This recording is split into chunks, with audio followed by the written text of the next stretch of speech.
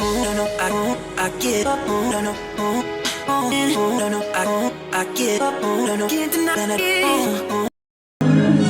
que tu veux prendre place, toujours dans cette atmosphère? Prends place. Et aie ça comme désir.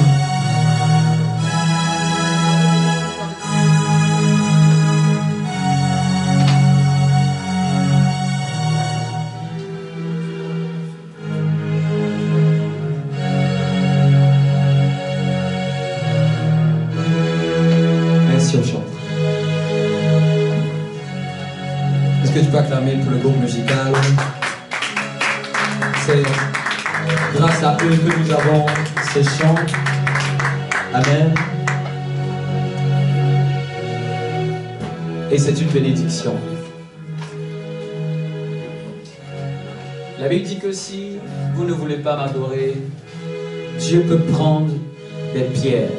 Quand il dit des pierres, c'est-à-dire qu'il va prendre ce qui n'a rien d'intéressant. Si un être humain ne veut pas adorer Dieu, Dieu est prêt. Quand il dit des pierres, c'est-à-dire qu'il est prêt à prendre quelque chose de moins qu'un être humain pour lui donner une bouche, pour apprendre à adorer. Amen. La plupart du temps, quand les gens viennent au culte, les gens se disent que le moment où on doit prêcher, c'est le moment le plus important. Tiens ton voisin, c'est faux.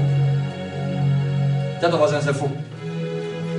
Les cultes, surtout quand c'est un culte de célébration, comme ce 7e jour, je vous le dis, quand je prêche, je ne donne pas à Dieu. Je suis en train de vous enseigner. C'est-à-dire que ça, c'est le ministère. Dieu vous donne quelque chose. Mais en réalité, un culte de célébration, c'est les moments où on célèbre Dieu, qui est la partie qui concerne Dieu. Vous me comprenez un peu? C'est la partie qui doit être donnée à Dieu. Mais la plupart dans nos églises, les gens se disent non, ah bon, on va attendre. Il ne faut pas que je me presse. Ils sont encore en train de chanter. Là, ton voisin, il chante pour qui? C'est pour qui tu viens? Parce que si tu sais pour qui ils sont en train de chanter, tu sauras pourquoi tu viens. Quelqu'un me comprend un peu? Mais regardez la mentalité. Les gens se disent que non, c'est au moment où le pasteur doit prêcher qui est la partie la plus importante. Dans un culte de célébration, on peut faire tout un culte sans prêcher. Oui, quand on dit culte de célébration, c'est Dieu qui doit être célébré. C'est Dieu qui doit être adoré. C'est Dieu qui doit être chanté. C'est Dieu qui doit être élevé. Regarde quelqu'un, dis-lui, dès la première minute du culte, c'est la partie la plus importante du culte. Et en réalité, si tu as raté la partie où on a adoré Dieu, tu as raté ton culte, tu n'as pas fait. Oui, je vous le dis. Si tu es venu au moment où je prêche, en fait, tu as raté le culte à Dieu. Tu es juste venu à la réunion d'enseignement. Mais la partie où on devait donner à Dieu, tu l'as raté. Donc ce jour-là, tu n'as rien donné à Dieu. Il est temps de remettre les choses à l'heure. Amen. Est-ce que quelqu'un me comprend? Par la grâce de Dieu, nous avons pu faire notre première veillée publique. Amen. Qui a senti que Dieu était là? Moi, j'ai senti que Dieu était là. Vous savez,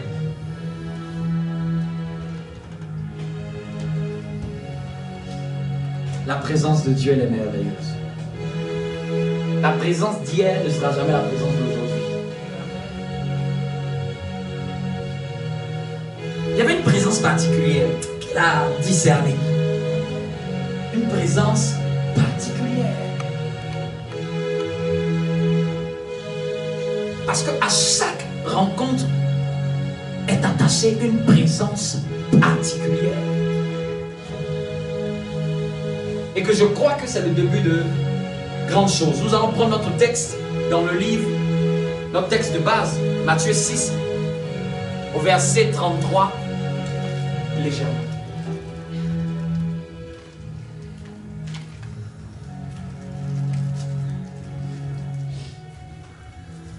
Regarde quelqu'un, dis-lui, bienvenue dans la présence de Dieu.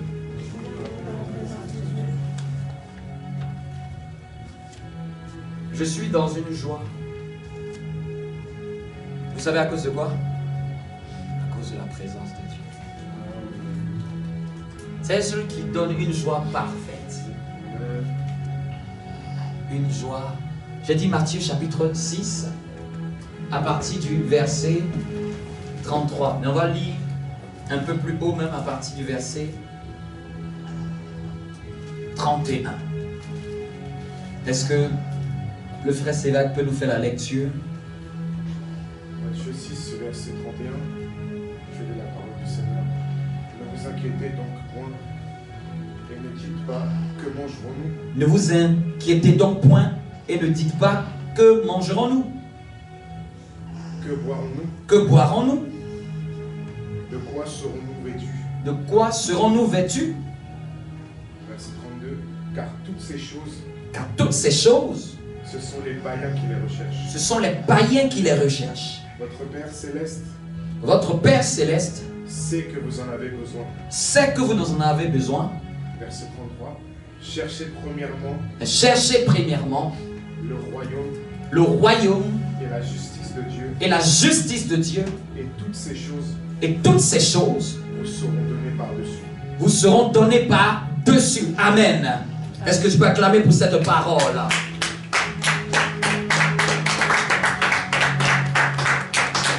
Merci. Voici ces quelques vers qui, depuis 3 dimanches, que nous avons commencé à développer cela. Et j'avais dit que le Seigneur a donné ces paroles très fortes. Comme vous le lisez, ici, ce n'est pas le commentaire d'un disciple de Jésus. Ce n'est pas l'explication d'un disciple de Jésus. Ce sont les paroles relatées par notre maître qui est Jésus. C'est pour ça que dans certaines Bibles, il y a des endroits quand c'est Jésus qui parle, pour mettre une démarcation, on écrit en rouge. Et en blanc, pour dire que c'est l'explication de celui qui est en train d'écrire, de relater cette histoire. Il met une emphase entre les dits de Jésus et lui, ce qu'il dit. Dans certaines Bibles, ça se différencie. Et j'aime bien les parties qui sont écrites en rouge dans le Nouveau Testament. Parce que ce sont les paroles dites du Maître. C'est ce que Jésus a dit et ça m'intéresse. Ça me plaît. Ça m'attire comme une curiosité énorme. Et il dit, cherchez. Premièrement. Et on avait vu que lorsqu'il dit premièrement, il ne veut pas dire qu'il n'y a pas d'autres choses à chercher dans la vie. Mais il dit parmi toutes ces choses, il y a une qui doit venir dans la première priorité. Quelqu'un me comprend? Ça ne veut pas dire que tu ne peux pas chercher un travail. Non, ne méprenez pas cette parole. Parce que les enseignements de Jésus sont des enseignements très difficiles à comprendre. Je vous le dis. C'est pour ça que la Bible, ça s'enseigne. La Bible, ça s'explique. Ceux qui ont essayé d'étudier la Bible sans avoir la lumière du Seigneur sont allés dans des hérésies. Quelqu'un me comprend? Sont allés dans des hérésies et ont créé même des sectes. Quelqu'un peut prendre ce passage pour dire, bien aimé, la terre ça ne sert à rien, c'est bon, la Bible dit que je cherche le ciel. Amen. Et puis tu vois que tu dois faire 70 ans sur la terre. Si Dieu veut que j'aille au ciel, tous ceux qui me prennent. Mais s'il doit faire 70 ans, 80 ans, je dois quand même avoir un lieu où je vais dormir. Je dois avoir au moins des revenus. Je dois au moins m'occuper de ma vie. Quelqu'un me comprend? Donc ce n'est pas de ça qu'il est en train de dire. Il n'est pas en train de dire qu'on n'a pas de vie. Il n'est pas en train de dire que en Christ, il n'y a pas de vie. Je vous dis, en Christ se trouve la meilleure des vies. La meilleure des vies sur terre, c'est en Christ. la plus bonne, c'est en Christ. Parce que non seulement tu vis sur la terre très bien et tu finis encore très bien. Et tu vis encore pour l'éternité, encore glorieusement. Aidez-moi avec mon micro. La pile doit être déchargée. Quelqu'un me comprend? Donc, quand il dit premièrement, il veut juste dire que dans ta liste, dans les choses que tu cherches, tu dois arriver à mettre de l'équité. Tu dois arriver à mettre un équilibre. Tu dois arriver à déterminer les positions dans les choses que tu cherches. Tu dois apprendre à déterminer qu'est-ce qui vient en premier, qu'est-ce qui vient après. Le problème, c'est lorsque nous mélangeons et nous cherchons des choses qui doivent venir après et nous les mélangeons avec ce qui doit venir en premier. C'est ça qui fait un problème. Sinon, tu n'as pas de problème que les autres choses viennent après. Ce sont les principes de Dieu. Parce que là, nous ne sommes pas en train d'enseigner selon la sagesse des hommes. Théon ne te dira pas ça. Théon ne t'enseignera pas ça. Ce Dieu, il te donne sa méthode pour que tu puisses vivre une vie de paix, une vie heureuse. Il te dit, mon enfant, je sais que tu as des choses. Il y a des choses qui battent dans ton cœur. Tu as des besoins. Tu as des recherches, des aspirations. Parce qu'on est humain, là, quand on se dit la vérité, on a des besoins.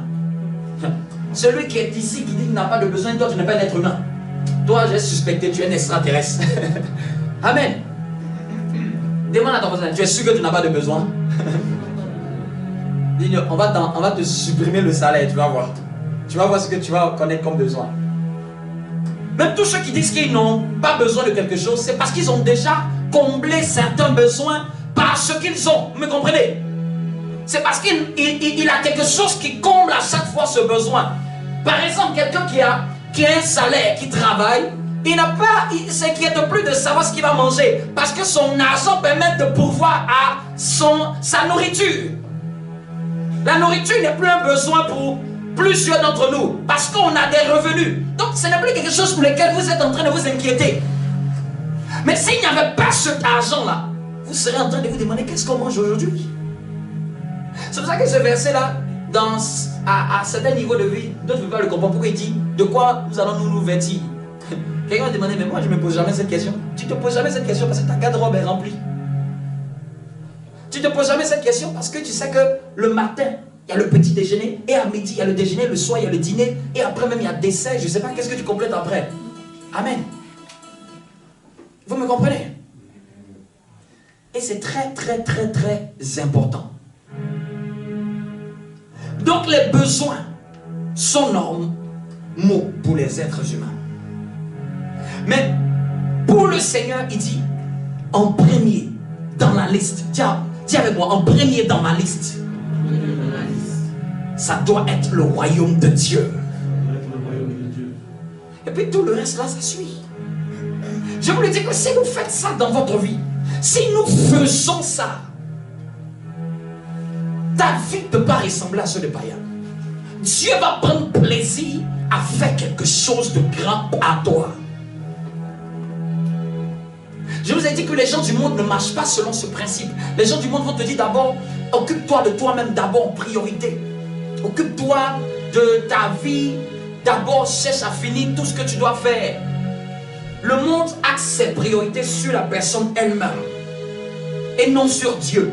Mais nous, le Seigneur, il dit d'abord de prioriser lui d'abord. Et après, en second, vient les autres. Vient ta famille. Vient ta vie. Ton foyer, si tu en as. Tes enfants. Ton mari ou ton épouse, si tu en as.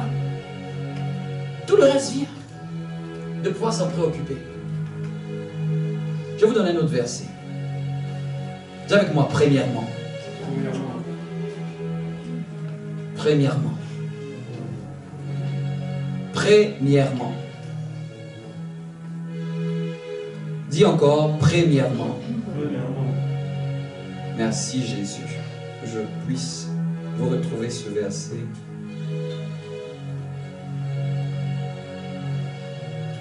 Kalabarias. Mesaka leda beris. Maletote ketebra. Lesij bare katabarias. Eskin de barias qui de presita baria. Lenta barias qui de beris. Enta la baras sushi. On va prendre Colossiens, chapitre 3, verset 1er. 1 Chronique, 22, verset 19. Colossiens, chapitre 3, verset 1. Maleto Shaita Brabe, Lekalala. Fais-nous du bien ce matin. Dis-moi un bon amen si tu as trouvé. Colossiens chapitre 3 verset 1er. Je lis la parole. Si donc vous êtes ressuscités avec Christ, cherchez les choses d'en haut, où Christ est assis à la droite de Dieu. Voici encore un autre verset qui nous dit: si donc vous êtes ressuscités, et le deuxième texte c'est 1 Chronique 22 verset 19 dans l'Ancien Testament. Cherchez premièrement les choses, cherchez les choses dans où Christ est assis. Ce verset vient rejoindre chercher premièrement le royaume. Du verset 33 de Matthieu chapitre 6. Il vient le rejoindre. Il vient nous accompagner. Ici, il vient appuyer pour dire que Dieu même demande de chercher les choses d'en haut. De prioriser. De désirer. Quand on parle de chercher, c'est d'aspirer. C'est de convoiter. Vous savez, il y a une mauvaise convoitise. La mauvaise convoitise, c'est de convoiter les choses de la terre. Ce que nous devons convoiter, c'est les vertus célestes. Genre, tu vois la vertu de l'humilité. Tu convoites. Et si je pouvais avoir l'humilité. Vous imaginez, les chrétiens ne convoitent pas ces choses. Ça, c'est une bonne convoitise. Est-ce que je pouvais avoir l'amour de Dieu? Pourquoi je ne peux pas avoir le cœur qui pardonne là? Donc, vous voyez, les gens ne cherchent pas les choses de Dieu. Tandis que les choses de Dieu ouvrent les portes dans le monde. Tiens ton voisin, il y a des convoitises que tu dois avoir maintenant. Convoiter, c'est-à-dire que tu as envie d'avoir la chose. Vous savez, les gens seulement ils désirent, non, j'ai désiré faire telle étude. Ils pensent qu'à ça. Je suis en train de vous expliquer c'est quoi chercher. Vous voyez, quand quelqu'un désire faire aller dans telle université, les gens ont envie de faire Harvard. Ils pensent à Harvard, ils achètent même le polo de Harvard. Ils ne regardent que des informations sur Harvard. Ils ne lisent que ça. Ou il y a quelqu'un qui veut jouer, quand il veut jouer au foot, il ne fait que regarder les reportages. Il ne regarde même que les chaînes, l'abonné aux chaînes de sport. Les passionnés de golf, les passionnés de basket. Vous les parlez des basketteurs. Ils se lèvent souvent même la nuit, ils regardent des matchs qui sont en direct aux États-Unis. Ils ne vivent que de ça. Parce qu'ils aiment ça. Vous me comprenez? Mais quand quelqu'un doit désirer les choses de Dieu, il doit être comme ça. Il ne pense que la chose de Dieu. Non, j'ai envie d'avoir cette grâce. Non, j'ai envie d'avoir cette dimension. Il ne pense qu'à ça. Il ne lit dans la Bible que ça. Il ne écoute que les messages sur ça. Il y a aussi des choses à convoiter dans le ciel. Parce que les choses à convoiter sur la terre sont les choses qui sont éphémères.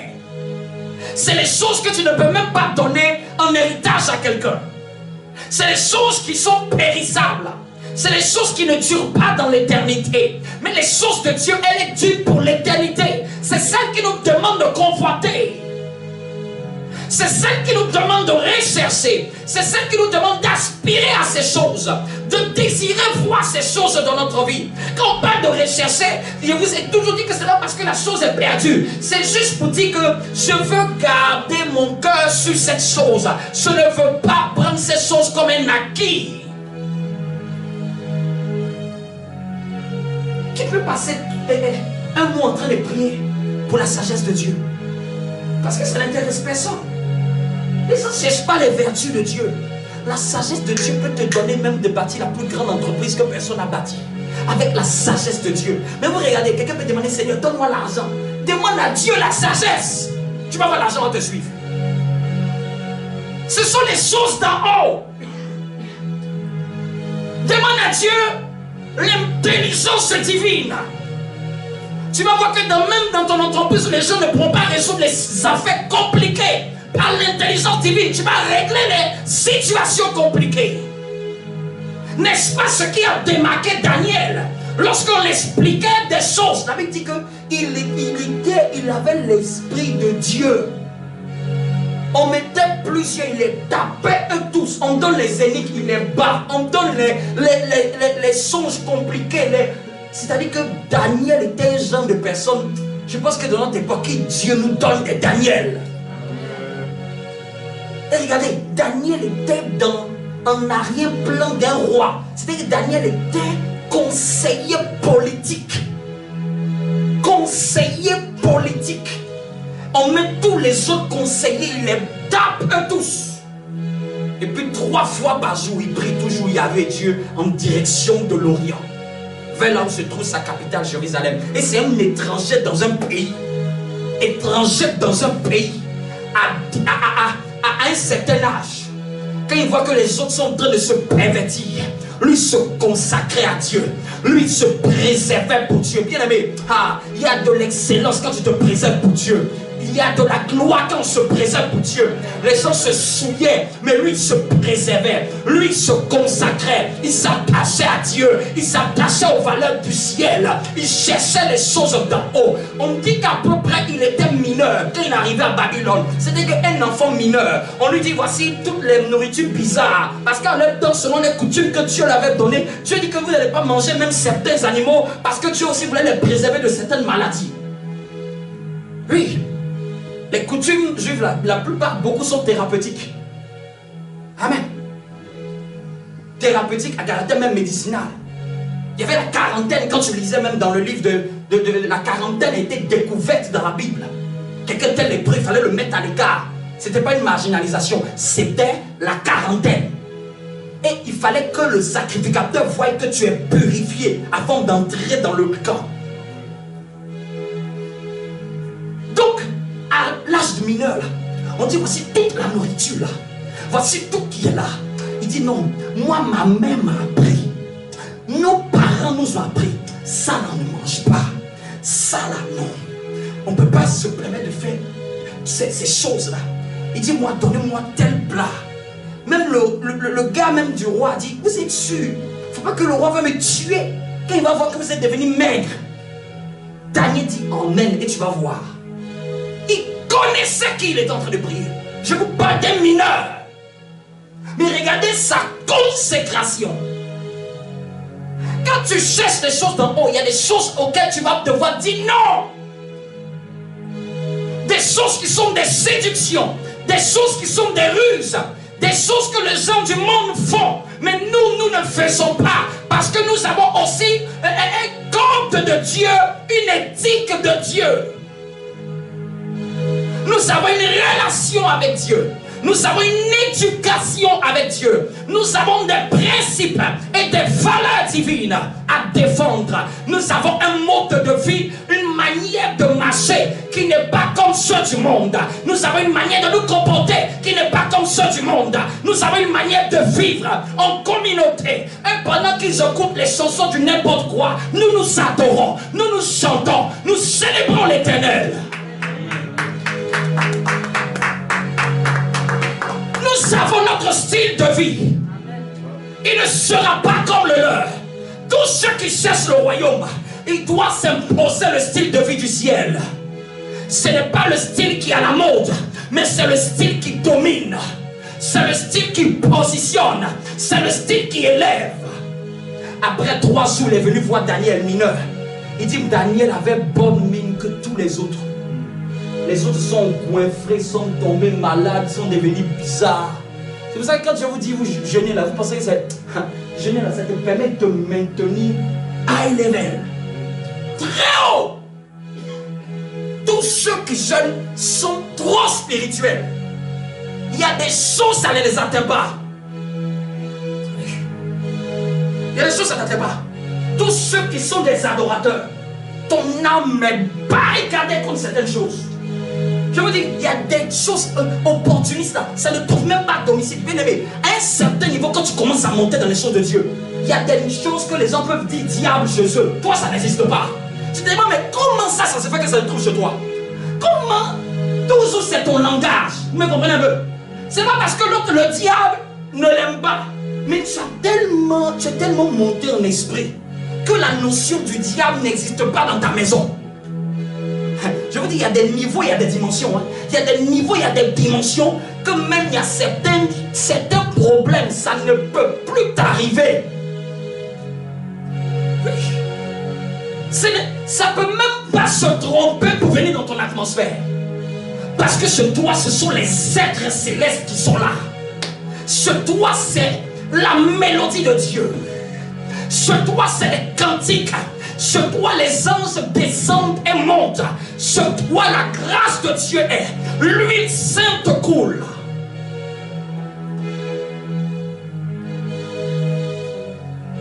Et le roi commence à faire des rêves bizarres. C'est comme le président de la République commence à avoir des problèmes. Il appelle tous les anciens. Et tous ne peuvent rien faire. Et on emmène Daniel. La Bible dit qu'il était versé dans une sagesse. Mais cette sagesse est venue d'où? C'est venu de sa consécration. C'est venu de son intimité avec Dieu. C'est venu de... Pour chercher les choses d'en haut, souvent, on va même te dire que tu es radical. Mais il y a des choses, il faut être radical si tu veux aller loin.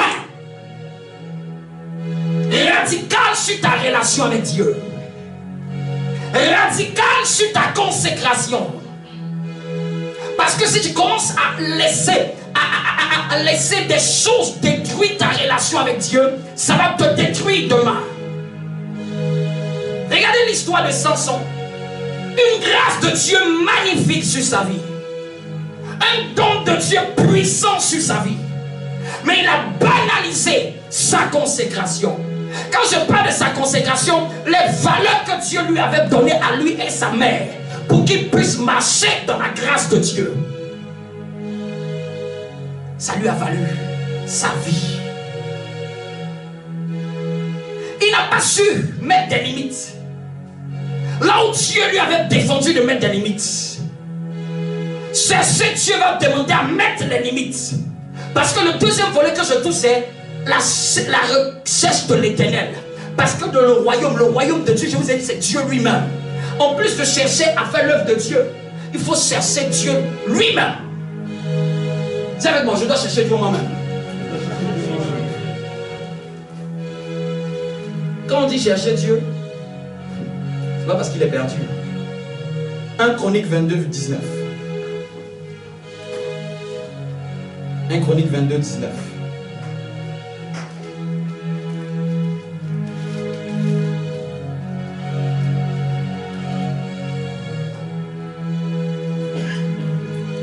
Chronique 22, 19.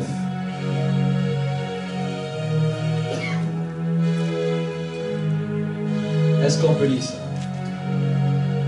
Je lis la parole de Dieu. Vous y êtes? Appliquez maintenant votre cœur et votre âme à chercher. Applique ton cœur. Appliquez maintenant votre cœur et votre âme à chercher l'éternel. Je m'arrête là.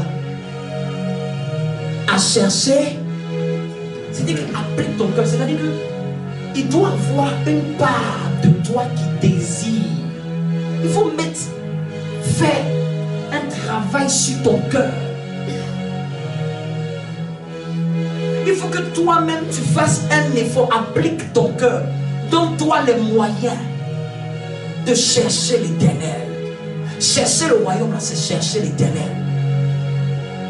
Chercher le royaume, c'est chercher l'Éternel. Et chercher l'Éternel en comment? Déjà, la manière de chercher l'Éternel, ça sera dans tes cultes personnels, tes rencontres personnelles. Bien-aimé, j'ai commencé à plus prendre conscience. Ceux qui n'ont pas une régularité dans la quête de Dieu, il y aura des choses qui ne seront pas régulières dans leur vie. Nous tous, on a la grâce de Dieu. Mais il y a des choses, ça demande que tu appliques ton cœur. Il y a des choses qui demandent. J'ai examiné la vie des gens qui ont percé avec Dieu. Ils ont toute une chose en commun. Ils cherchent Dieu dans leur temps personnel. Et quand je dis chercher Dieu, c'est pas prier. Parce que beaucoup de chrétiens prient. C'est chercher Dieu en l'adorant. Parce que maintenant je fais la nuance entre prier et adorer. J'ai cru que j'étais le seul. J'ai entendu un ancien aussi le dire.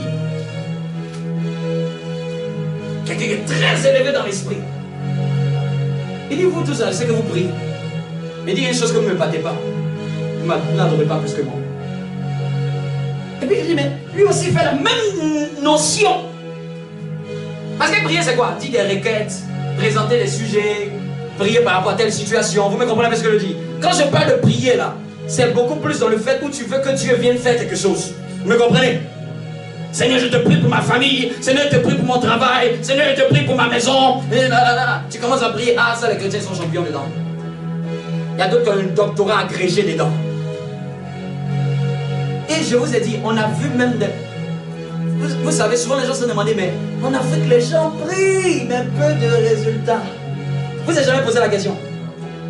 Les gens prient, ils peuvent rester comme ça, pendant des gens en train de prier. Mais tu peux être en train de prier quelqu'un que tu ne connais pas. C'est ce qu'on a vu avec la dame. Il dit, vous adorez. Et puis même il disait, vous adorez quelqu'un que vous ne connaissez pas.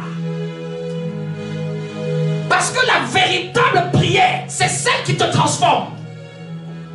Je suis désolé. La communion personnelle avec Dieu, si ça ne t'emmène pas à être transformé, c'est qu'il faut revoir ta communion personnelle. Tu parles avec Dieu et Dieu ne te change pas. Tu communies avec Dieu et Dieu ne te fait pas monter. Moïse a fait 40 jours avec Dieu, sans manger, ni boire. Quand il est sorti, on dit pardon, ferme ton visage. Il y a trop de gloire. Vous imaginez un être humain, les gens ne pouvaient pas le regarder dans les yeux. Un être humain. Un être humain. On dit cache ton visage. Quand nous te voyons, tu nous dévoiles. Quand on te regarde, ça irradie nos yeux. Ça expose nos défauts. Ça expose nos péchés. On sent que toi, tu n'es pas avec nous. Et vous savez quoi? L'apôtre Paul et la révélation. Ils ont mis un voile sur Moïse. Est-ce que les gens savent ça? Moïse se promenait avec le visage fermé. En Israël. Tu vois Moïse? Avec un masque sur tout le visage. Essayez d'imaginer. Moïse en Israël avait un masque. Hey! Et c'est pour ça que l'apôtre Paul dit, jusqu'aujourd'hui, le voile demeure. C'est-à-dire que Dieu a voulu révéler sa gloire. Ils n'ont pas supporté la gloire de Dieu. Et dans la Bible, l'autre personne qui a touché cette dimension, c'est Jésus. Il a pris, il ne voulait pas prendre les 12, il prenait les 12, d'autres allaient commencer à dire non. Qu'est-ce qui s'est passé là? Il a pris les plus intimes, ceux qui comprennent son esprit. Matthieu, pas Matthieu, Jean, avec Pierre, avec Jacques, n'est-ce pas? Il a pris les trois, il les emmène à la montagne. Allons prier. Pendant qu'il prie, ils disent papa est devenu bizarre. Au lieu qu'il était chabin, il était basané comme les gens de l'Orient. On le connaissait, mais il commence tout d'un coup à briller. Il commence tout d'un coup à avoir la lumière sur lui. C'est quoi ça, papa? Dis-nous, c'est quelle sorcellerie ça? C'est pour ça qu'il a pris les trois, parce que les autres ne pouvaient pas comprendre. Jésus a atteint cette dimension que Moïse avait atteint. Cherchez Dieu. Appliquez votre cœur à chercher l'Éternel. Ce n'est pas une question d'un jour. Ce n'est pas c'est une vie, chercher Dieu. C'est une vie, je vous le dis. C'est une vie. Chercher Dieu demande du temps. Chercher Dieu, ce n'est plus le niveau de prière micro-ondes. Oui. Chercher Dieu, ce n'est plus au niveau des prières micro-ondes. Des prières où tu fais juste pour te débarrasser là, non. Chercher Dieu, tu peux commencer, tu ne sais pas quand ça termine. Tu peux commencer, tu dis Seigneur, pardon, je dois aller travailler. Mais tu sens que même tu n'es pas encore rempli. Chercher Dieu. À quel point tu cherches Dieu? Regarde l'Écriture, à quel point tu cherches Dieu? Quand on dit chercher le royaume, j'ai dit, c'est chercher Dieu dans ses rencontres personnelles, ses cultes personnels.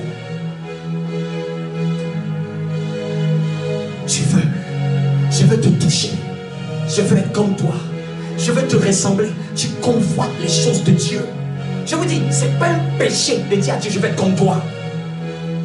Mais aujourd'hui, quand tu demandes, tu veux quoi? Non, j'ai envie d'avoir ceci. Non, j'aimerais un poste de directeur, ceci. J'aimerais avoir telle voiture. Pourquoi nous ne convoitons pas aussi les choses de Dieu? Mais regardez tout ce qui est dans notre cœur. C'est les choses du monde. Mais est-ce qu'il ne peut pas avoir les vertus divines? Je veux te ressembler, papa. Je veux avoir ta nature.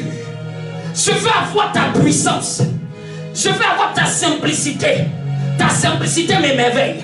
Vous savez, c'est quoi la caractéristique d'un grand adorateur? Je dis, un adorateur, ce n'est pas celui qui chante seulement. C'est celui qui s'approche de Dieu. Il voit quelque chose de Dieu, qu'il est prêt à donner tous ses efforts pour l'obtenir. Il découvre un aspect de Dieu. Il dit non, il doit retourner encore le soir. Je veux cette grâce-là. Vous me comprenez un peu? C'est-à-dire que il veut s'approcher de Dieu pour être contaminé, touché, que cette grâce déverse sur lui, que cette bénédiction-là coule sur lui. Bien-aimé, si tu cherches Dieu, tout ce que Dieu a t'appartient.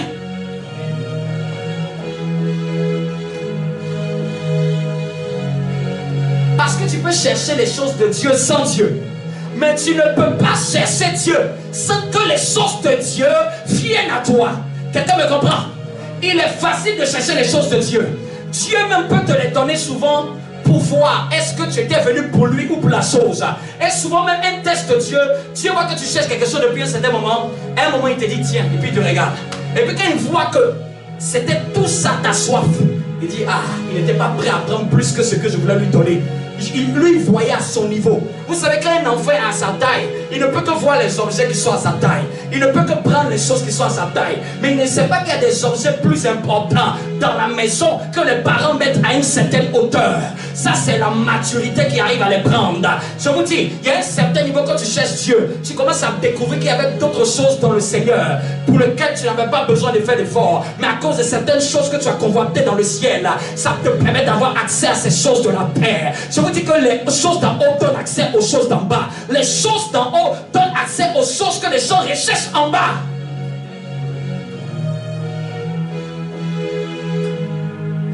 Est-ce que quelqu'un me comprend? Est-ce que quelqu'un me comprend?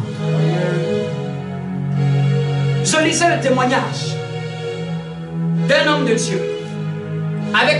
C'est dans les années 1900. Il voulait aller en Afrique du Sud. Et puis, à le temps, il disait que non, ça fait $3000. Dieu leur a mis à cœur, allez-y en Afrique du Sud. Je dois amener un réveil en Afrique du Sud. Et il comptait les billets $3000. Donc ils ont commencé à se mettre à genoux. Seigneur, tu as dit qu'on doit aller. Nous prions pour que tu puisses pouvoir aux moyens.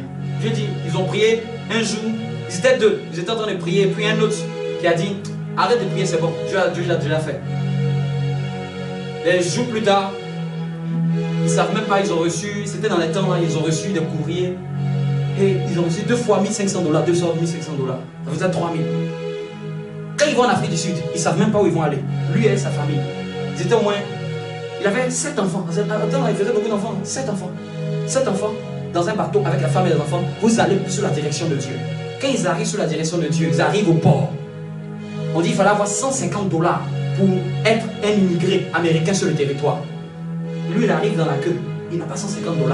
Sa femme demande, tu as fait comment? Il dit, c'est Dieu qui nous a dit de venir. Dieu va s'en occuper. Avant qu'il arrive, il y a quelqu'un qui le tape. Qui lui a dit, prenez $150. Je sais que vous en avez besoin.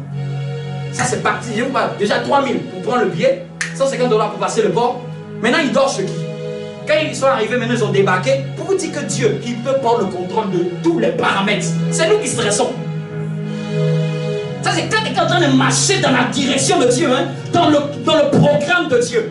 Ce n'est même pas encore fini.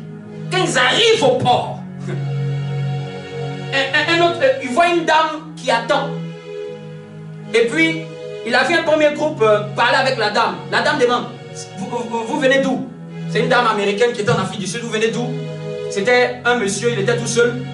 Il dit, je viens, elle dit que je mets un hébergement à disposition. Et puis, elle dit, vous êtes tout seul? Elle dit, non, c'est pas vous. Quand lui, il avait sa famille, elle dit, vous êtes la famille qui vient des États-Unis? Il dit, oui. Il dit, c'est vous que j'attendais. Il ne la connaissait pas. Dieu avait dit à la femme, mets-toi à telle heure. Mets-toi à la garde du bateau. Je vais t'emmener une famille, tu vas les héberger. Hey! Dieu fait ces choses. Dieu est capable de toucher tous les cœurs. Décliner les cœurs à notre circonstance. Quand nous sommes en train d'aller dans ses buts et ses projets.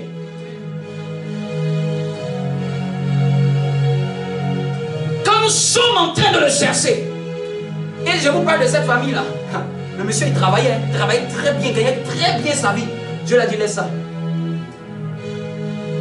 Jusqu'aujourd'hui, on parle de lui. Jusqu'aujourd'hui. Et les gens qui ont touché plus que lui, on n'a pas entendu parler dans l'histoire.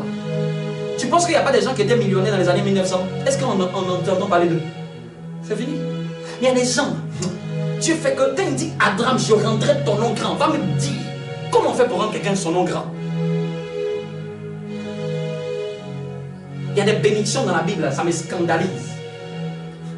Dieu dit, je vais faire de tes princes, tes nourriciers. Hey! C'est d'Ésaïe. Tes princes vont être tes nourriciers. C'est-à-dire que mes enfants, quand tu vas voir des enfants là, c'est la dimension d'une princesse qui va venir être la nourrice. Imagine-toi ton niveau. Et puis il dit que les rois vont lécher la poussière à tes pieds. Quand je lis ça, je dis, mais c'est pas croyable. Ça, c'est dans la Bible. Ce que je cherche maintenant dans la Bible, c'est les bénédictions qui sont rattachées pour notre génération. Les gens, ils convoitent autre chose. Convoitent Nike, convoitent Adidas, convoitent des choses. Je cherche les parts de bénédiction qui sont de ma patrie, les choses d'en haut. C'est ça que je cherche. Et puis c'est là que tu as avec ce verset-là. Bien aimé, la Bible a été écrite, mais elle ne s'applique que dans le cœur de ceux qui cherchent Dieu en ayant focalisé leur regard sur une partie bien précise. La Bible, c'est comme une boîte à médicaments, mais elle ne guérit aucun malade si aucun des comprimés n'est respecté avec une posologie pour un patient. Quelqu'un me comprend? Amen. Y a-t-il pas des comprimés dans les pharmacies? Ça empêche que les gens sont malades. Ça guérit qui? Celui qui le prend. Celui qui sait aller à la pharmacie. Celui qui sait saisir l'ordonnance. Celui qui va l'appliquer. C'est celui-là qui va vivre les bénéfices de ces comprimés. C'est pour ça la Bible, elle peut être chez tout le monde, mais elle ne peut pas bénir tout le monde. Ça dépend de comment tu cherches Dieu avec la Bible. Une foi forte ne demande pas de connaître forcément tous les versets de la Bible. Une foi forte demande à poser les regards quelque part et à chercher Dieu. Papa, ça c'est mon partage. Et puis tu es dessus pendant des années. Je vous dis, les gens qui cherchent Dieu, ils vont vous dire toujours, il y a des versets qu'ils lisent depuis des années. Ce n'est plus les gens qui sont en train de lire la Bible parce que tu t'es fatigué. Tu cherches tout. Hey, à un moment quand tu cherches Dieu, là, il y a souvent des parties là. C'est ta vie. tu as jeûné avec, tu as prié avec, tu as fait retraite avec. Tu sens que tu es enceinte de ce verset-là. Et puis tu sens que les contractions là, c'est les prières que Dieu te demande. C'est les temps de retraite que Dieu te demande. Pour pousser cette grâce-là sortie. Quelqu'un me comprend? Quelqu'un me comprend?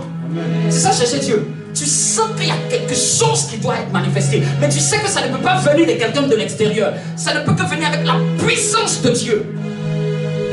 C'est pour ça que Dieu ne peut pas prier. J'ai compris qu'il y a certaines choses, ce n'est pas du ressort de Dieu. C'est du ressort de toi de libérer l'énergie pour que ta vie passe à un autre niveau. J'ai compris que si Dieu me dit que je vais faire ça avec toi, je sais que ça n'engage plus Dieu, ça engage moi. À moi de comprendre ce que Dieu a dit. Et à moi maintenant de chercher Dieu pour que je puisse avoir libérer la puissance nécessaire pour que cette parole de Dieu la puisse s'accomplir en moi. Elle me comprend? Je dis dans ces rencontres personnelles. Tiens ton voisin, sois constant dans tes rencontres personnelles. C'est une chose que je peux vous demander de faire cette année. Quel que soit ton temps de prière, cesse à être constant. Vous voyez, quelqu'un qui s'entraîne. Ceux qui aiment le football. Tu aimes le football, non?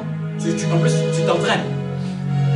Dis-moi à peu près un professionnel, il fait combien d'heures d'entraînement? En moyenne, ce que tu peux savoir. 4 heures par jour. Et il s'entraîne en moyenne combien de fois dans la journée? Dites-moi combien de fois dans la journée? Dans la semaine? Non, dans la semaine, 4 fois. Dans la semaine, au moins 4 à 5 fois. C'est juste une moyenne. Et les professionnels, ceux qu'on aime là, les forts, ils s'entraînent ou ils ne s'entraînent pas? Pourquoi il a besoin de s'entraîner? Il est fort, n'est-ce pas?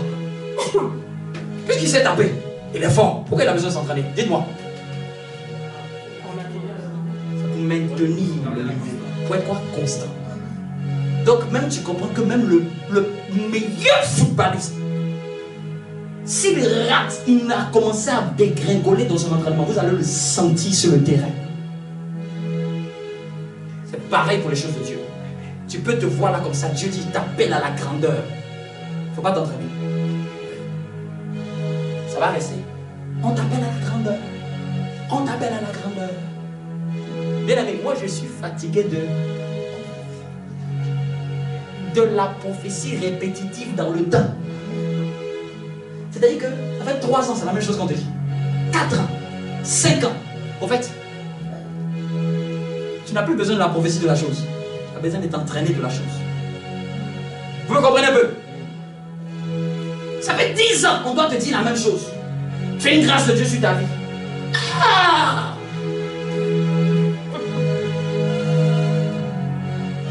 Il faut qu'il y ait un autre message. Mais c'est un message, tu vas passer à un autre niveau. Quand tu auras cherché Dieu pour cette parole-là.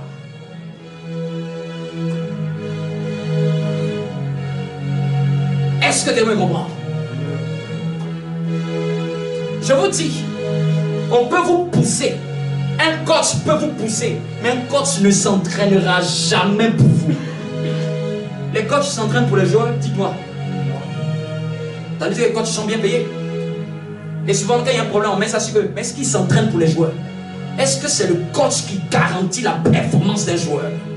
L'entraînement du joueur. Donc Dieu peut te mettre le meilleur pasteur. Si tu rates ton entraînement, ne t'en plains pas à ton pasteur. Tu as raté ton entraînement. Il y a des choses là, on ne peut pas faire une incantation pour ça. On ne peut pas tricher. Je vous dis les choses dans le Seigneur, on ne triche pas. J'ai assisté à une conférence de pasteur. Le pasteur dit, il disait quelque chose. Il dit, un grand ministère. Il dit, il regardait les pasteurs, il dit, vous voulez avoir un grand ministère? Vous rêvez quoi? Vous rêvez. Vous tous, et que tous les pasteurs sont venus dire, et puis regarde, toi aussi tu vas avoir une grande église. Et puis, tu dors comme ça. Hey, la grandeur. Il dit, la grandeur, c'est pas la magie. Il dit, donc c'était la conférence de pasteur. Il dit, vous tous qui êtes ici, non, quand tu me demandes, qui veut avoir une grande ministère? Tout le monde lève la main. Il dit, ce que je vous dis là, vous allez baisser les mains. Parce que c'est la partie que les gens n'aiment pas. Et puis il vous dit qu'il connaît quelqu'un. Tout le monde lui imposait les mains. Jusqu'aujourd'hui, il n'est pas allé quelque part. Pas pour dire que les impositions des mains, ça n'aide pas. Mais si tu n'as pas validé toi-même, si le coach te donne la stratégie, il te donne tout. Mais si ta performance n'est pas au rendez-vous, la stratégie ne porte plus. Vous me comprenez? Il peut faire, le coach peut dire aujourd'hui, toi tu vas te déplacer sur l'aile, toi tu vas aller sur l'aile gauche. Il peut faire 1 heure de coaching. Il y a même des gens qui sont spécialistes pour développer les muscles. C'est des spécialistes. Ils disent même aux joueurs, fais comme ça pendant tel nombre de temps. Mais ce n'est pas lui qui va faire comme ça, c'est le joueur qui doit faire ça. Donc on doit chercher Dieu dans sa vie personnelle. Rencontre, je dis, quand tu dis chercher Dieu là, avec une soif, il dit convoiter les choses d'en haut. Je préfère ce terme, convoiter les choses d'en haut. Tu cherches Dieu parce que tu cherches les choses d'en haut. Les choses d'en haut, je vous ai dit, elles sont éternelles. Dans ces cultes de rencontres personnelles. Je ne vais pas te dire que c'est facile. Non, ce ne sera pas facile. Tu dois te battre. Il dit appliquez votre cœur. Tu dois te battre. Tu dois te battre. Tu dois te battre. Tu dois demander Dieu aide-moi. Dieu aide-moi. Je dois te chercher. Je dois te trouver. Je ne me laisse pas. Oh oui, sombrer dans ce monde. Ne me laisse pas m'assoupir. Ne me laisse pas m'endormir. Ne me laisse pas m'asseoir. Ne me laisse pas oisif. Seigneur, donne-moi la démangeaison. Que je ne reste pas à ce niveau. Seigneur, donne-moi le cœur qui va te donner à te chercher. Seigneur, donne-moi la force. Donne-moi le courage. J'aspire. Je veux de toi. Seigneur, ne me laisse pas reculons. Je veux monter plus haut. Je veux aller plus loin. Je veux passer l'autre niveau. Seigneur, ne me laisse pas tel que je suis. Seigneur, je cherche toi. Toi seul. Aide-moi. Même quand je sens la faiblesse de mon corps. Même lorsque je sens la difficulté. Même lorsque je sens le sommeil. Et que mes paupières s'appesantissent. Aide-moi à ouvrir mes paupières. Aide-moi à me lever. Et à continuer à chanter des louanges. Et à chanter des louanges.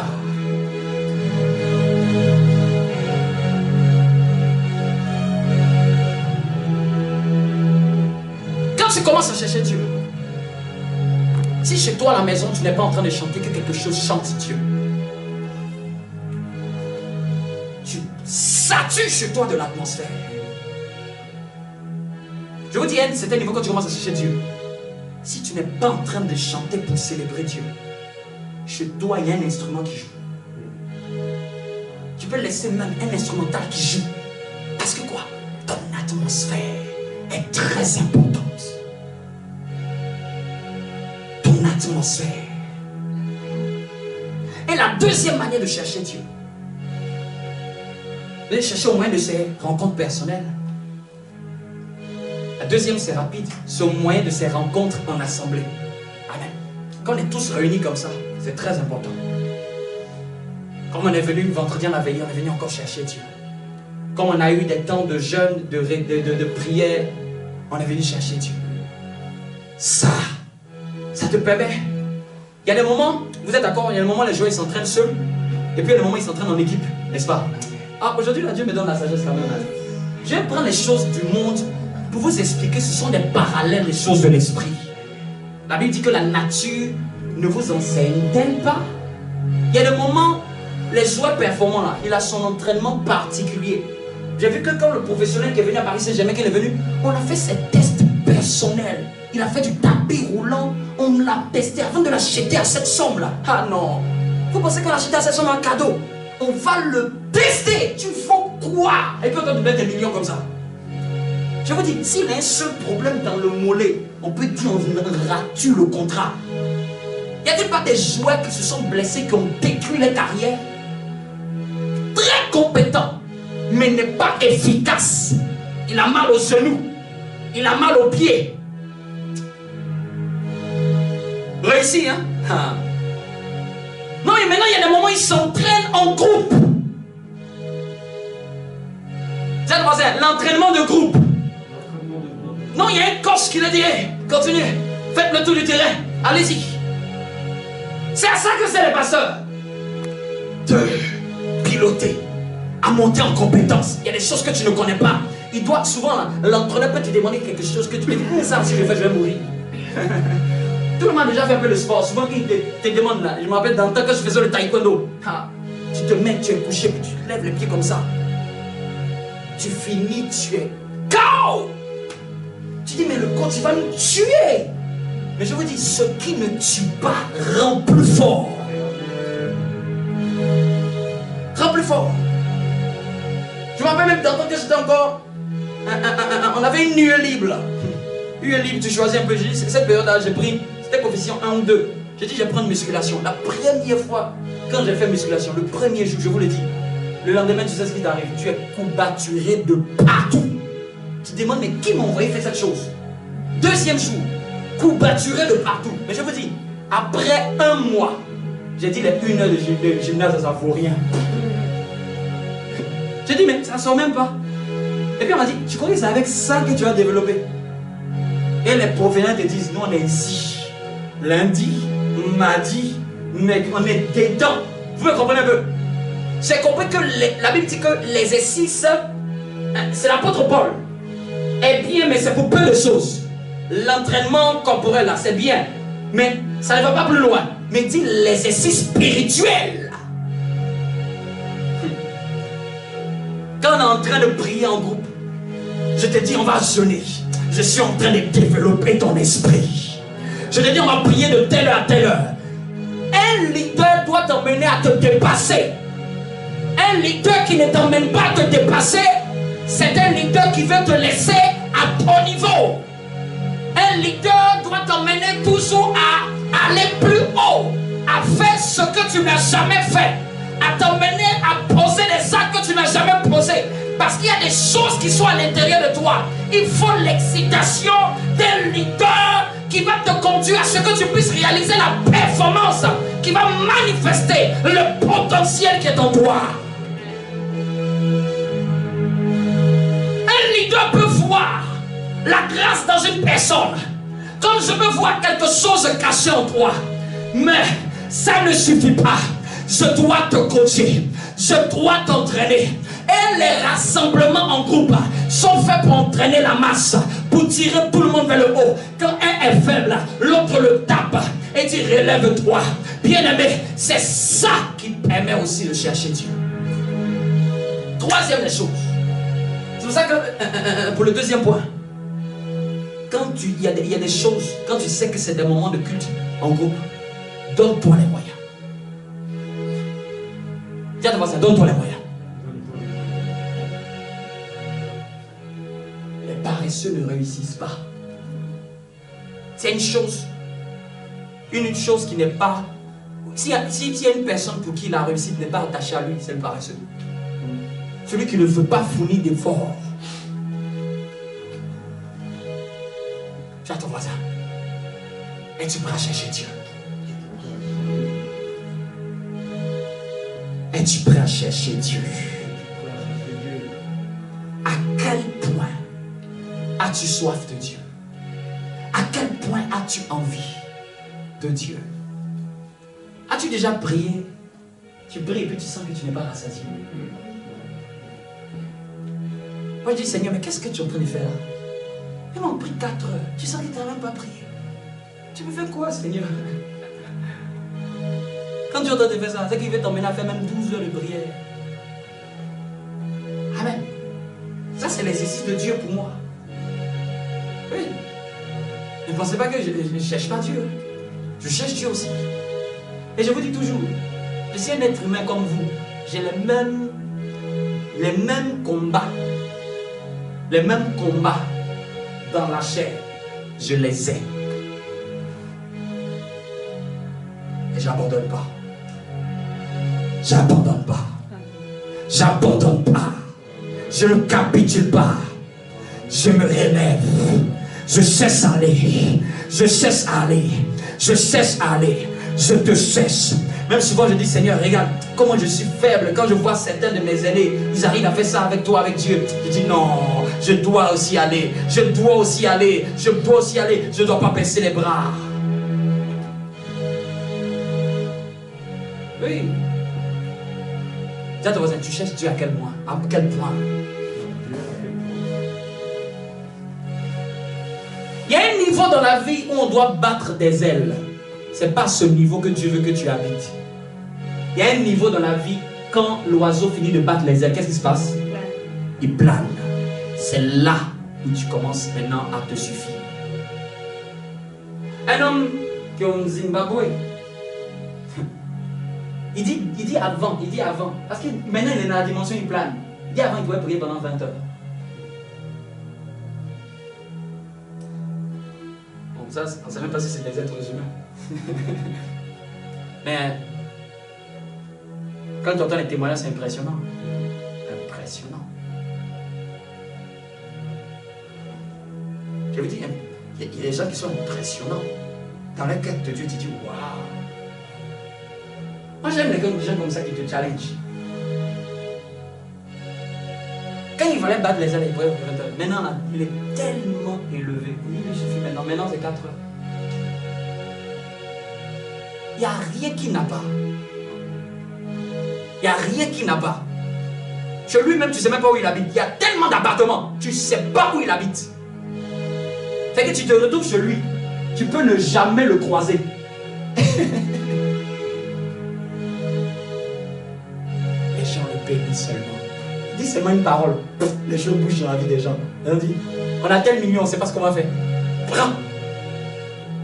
Je vous dis, il y a des niveaux là. Tu dis, non, mais c'est l'argent qui se frotte à toi qui te poursuit. Parce que les gens ont consacré leur vie à chercher Dieu.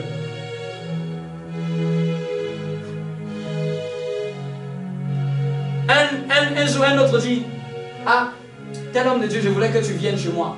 Tu peux venir en visite chez moi. Il a dit, je suis désolé, tu ne peux pas m'inviter. Il dit, parce que seulement le cercle restreint de l'église, c'est 800 personnes. Le cercle restreint. Dit que si je diminue le cercle qui doit m'accompagner, c'est 800 personnes. Et là où l'avion va garer, notre avion, est-ce que tu peux payer la caution de 50 000 $? Ça, c'est juste pour dire que je veux que tu viennes. Juste de lui donner les moyens d'arriver. Il va garer son avion là. Où ça? Donne la caution pour que le jet soit garé. 50 000 $. Tu dis, mais what? Il y a des gens, je vais vous dire, il y a des gens Dieu élevé, hein. Quand tu entends ça, tu peux t'évanouir. Dieu est élevé. Un autre dit, il lui montre, il dit, voici l'église qu'on a construite. 30 000 places. Et puis, il dit, tu sais ça? Dieu me dit que c'est le premier niveau de mon ministère. C'est quelqu'un qui a 30 000 places. Il pouvait dire que c'est bon. Dieu lui dit, ça ce n'est que la première phase de ta vie. Je donne ces idées là pour vous dire que Dieu va trop loin que toi. Dieu peut t'emmener tellement haut. On donne le témoignage de quelqu'un qui s'est retrouvé dans une organisation, je sais pas, des Nations Unies. On lui demande, tu viens d'où? Tu es de quelle loge? Il dit, moi je suis de la loge de Jésus-Christ. Tu fais quoi ici? Tu n'es pas censé être ici. Mais tellement Dieu l'a élevé, il se trouve dans les endroits où là-bas c'est que les gens qui sont maçonniques, ceci, cela, que pour eux c'est pas normal. Parce que les individus comme toi, on ne peut pas croire qu'ils arrivent ici. Nous on croit que vous êtes des plaisantins.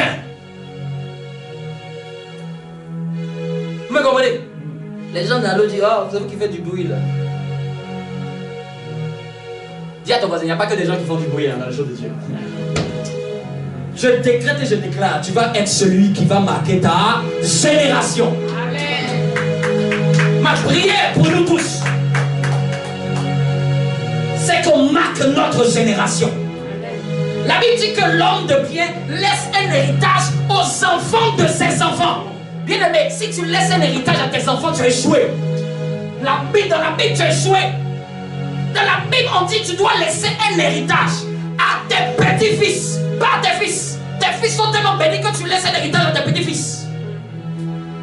Regardez le niveau à laquelle Dieu emmène les gens. Non, maintenant quand tu penses, il ne faut pas seulement penser que j'ai laissé les choses à mon fils.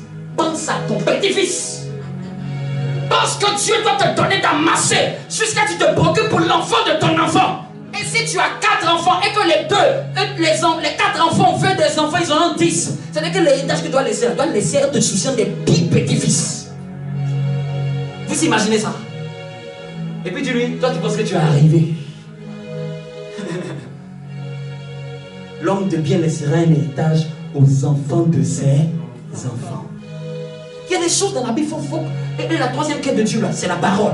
C'est sur ça que je viens. Faut désirer la parole comme un nouveau-né. Par exemple, les vérités que je vous ai dit comme ça, si tu ne le lis pas, tu vas comprendre ça comment? Si tu n'as jamais passé du temps avec, tu ne vas jamais savoir que, au fait, Dieu veut que tu aies un héritage jusqu'à ce que ça soit l'enfant de ton enfant. Et ça fait que ta manière de prier va être mauvaise.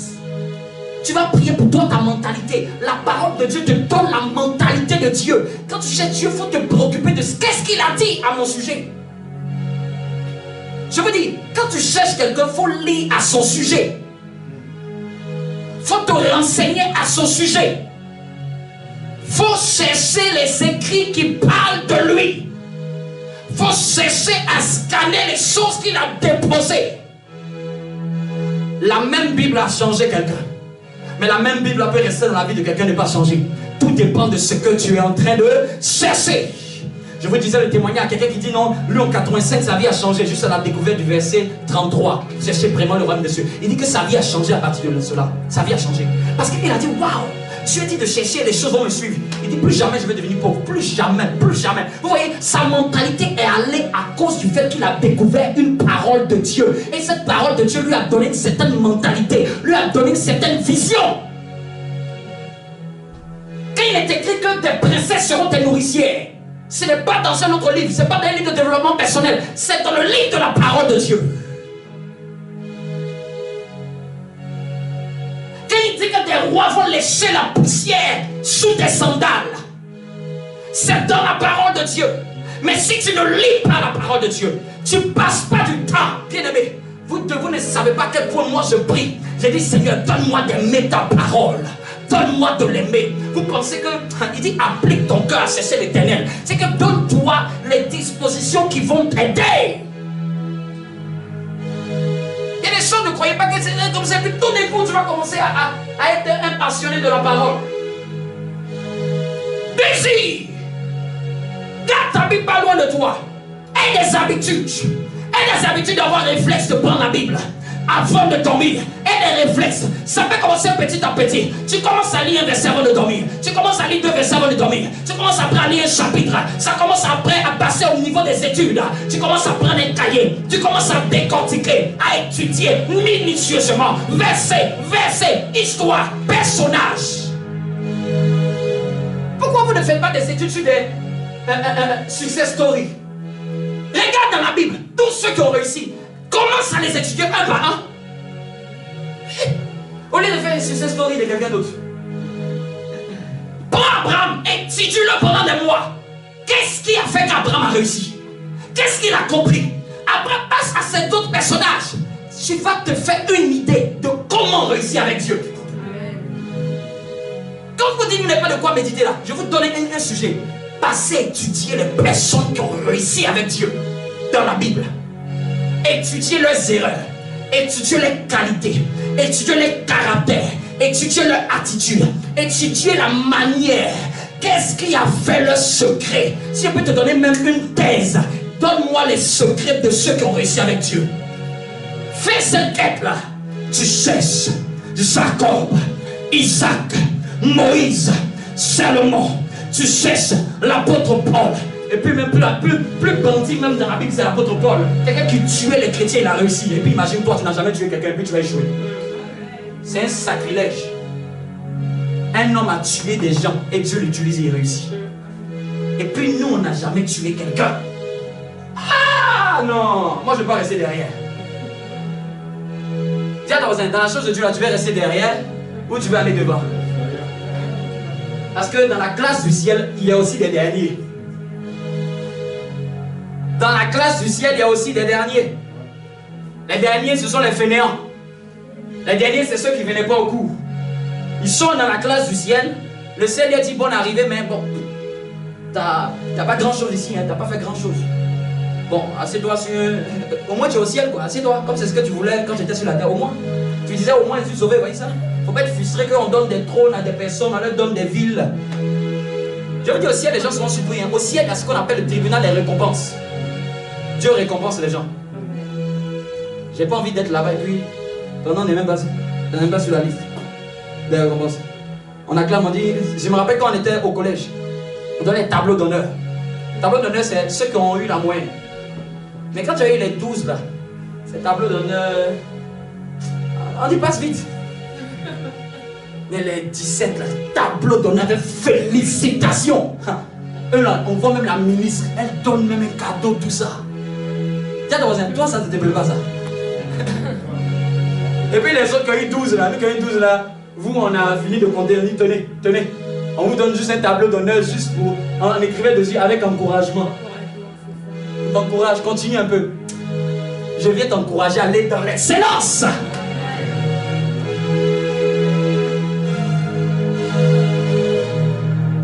Donc je dis de chercher Dieu dans la parole. Daisy est un passionné de la parole. N'aimez pas seulement prier, n'aimez pas.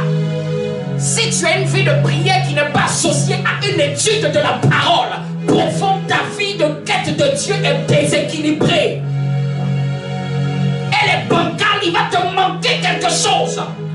Parce que lorsque tu veux prendre une direction, tu tapes dans le GPS l'adresse. Et c'est maintenant que tu te sers de ta conduite pour y aller. Mais dis-moi où ta prière peut t'emmener.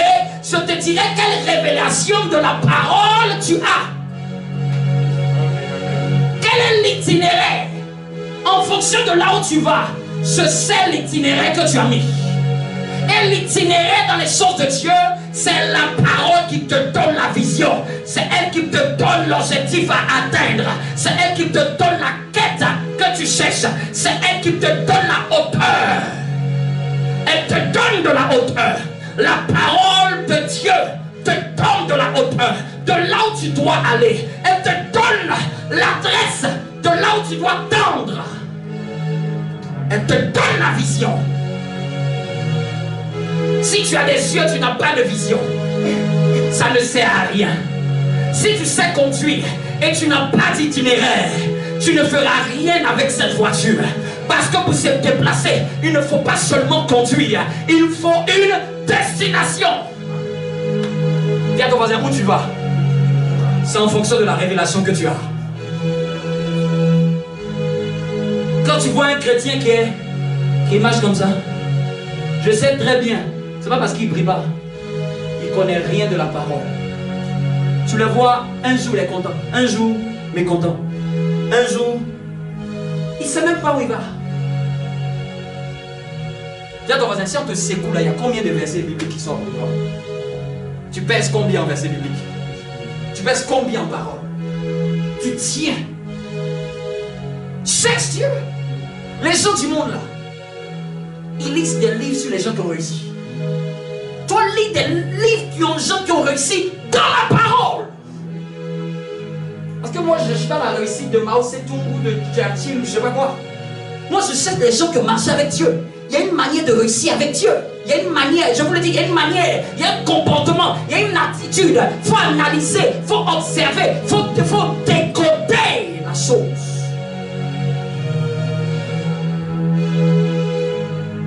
Essayons de décoder. Qu'est-ce qui a fait le succès? Quelqu'un aujourd'hui a une thèse de méditation aujourd'hui? Est-ce que tu as un sujet de méditation aujourd'hui? Étudie. Dans la Bible, les gens qui t'ont attiré, étudie leur vie. Étudie les histoires de Jésus. Étudie les paraboles de Jésus. Étudie-les et fais sortir les principes que Jésus t'apprend. Ça, c'est un deuxième axe. Quand tu finis d'étudier les personnages, tu peux étudier les paraboles de Jésus. C'est aussi une deuxième manière d'étudier la Bible. étudie les paraboles de Jésus, les histoires de Jésus, toutes les histoires que Jésus a dites. Partout où il a parlé, analyse, réfléchis. Parce que méditer, c'est analyser. Et méditer, c'est réfléchir. Je vous ai dit, vous pouvez lire, mais lire, c'est trop insuffisant. Après lire, il faut passer à la méditation. Lire, c'est trop peu. Si tu ne maîtrises pas le niveau de lire, dis à ton voisin, commence d'abord à lire. Quand tu maîtrises l'école de lecture, maintenant tu peux pousser à l'école de la méditation. L'école de la méditation, c'est là où maintenant tu analyses, tu réfléchis sur les mots, sur les phrases, sur la tournure des événements, sur le pourquoi, sur le comment, sur le qu'est-ce que, sur le où, sur le pour qui, sur toutes les circonstances qui tournent autour de ce passage. Méditer, c'est revoir. Méditer, c'est chercher à absorber cette vérité.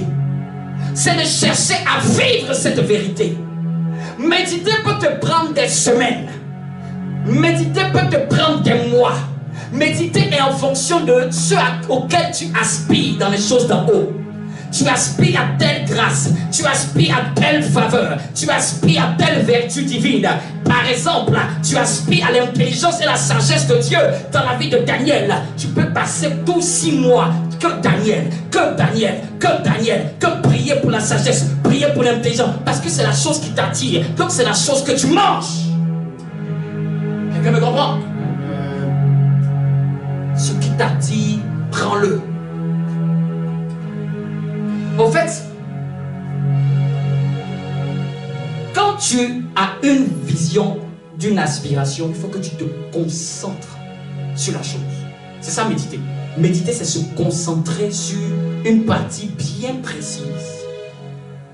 C'est se concentrer sur une partie bien précise.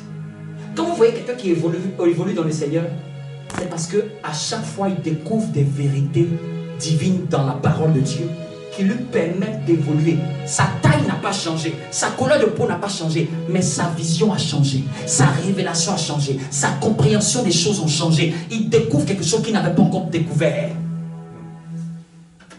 Et même tu dois prier, même souvent demander à Dieu, donne-moi de ne pas m'ennuyer quand je lis la Bible. Vous voyez, on peut lire, souvent on lit des statues, on peut lire de longues statues, mais vous voyez quand c'est la Bible là. Vous ne savez pas que les esprits qui font que vous ne voulez pas que vous lisez. Vous n'avez pas idée de la guerre qui se passe dans l'esprit. C'est pour ça que quand tu prends ça à la légère, croyant que c'est juste on dit il faut lire. Même pour lire la Bible, il faut prier. Tu prends la Bible, Seigneur, donne-moi de lire, de terminer ce que je vais lire. Tu sais que tu es assis et puis tu commences à t'assoupir, il faut lire debout. Tous ceux qui avaient du mal, là, vous lisez en répétant à haute voix. Oui, je vous le dis. Quand tu veux être guéri, là, il faut faire les choses que le médecin te dit.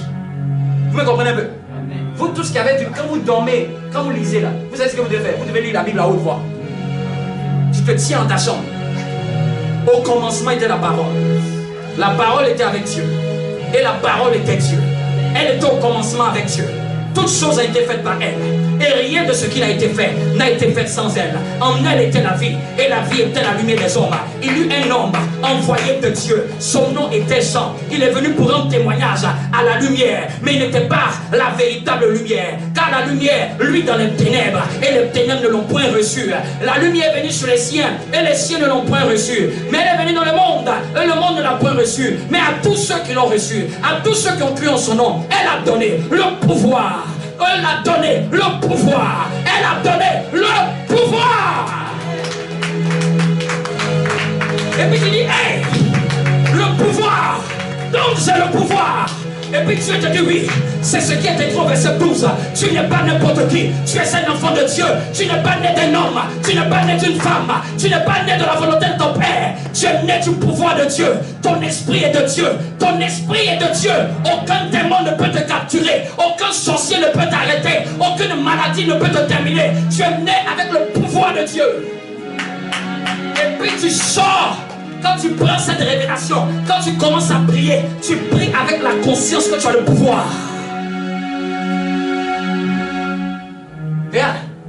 ce que la parole de Dieu a créé dans tes os. La parole de Dieu. Regarde, j'ai répété la parole de Dieu de Jean chapitre 1. Regarde l'esprit qui était relâché. La parole est un esprit. Je dis la parole est un esprit. Souvent même pour chasser certaines mauvaises pensées dans ta tête, tu n'as pas besoin de prier, tu as besoin de déclarer. Et la parole de déclarer, d'annoncer, de prophétiser. Et la parole. Tous ceux qui ont des problèmes dans les pensées, c'est à révéler que les paroles de Dieu n'abondent pas en vous. Tu dois faire ce travail de lecture à haute voix. Tu dois te le dire. C'est comme une cure de ton âme. Tu ne peux pas prendre une telle parole et puis tu vas échouer. Est-ce qu'on peut se tenir debout? I get up, I can't deny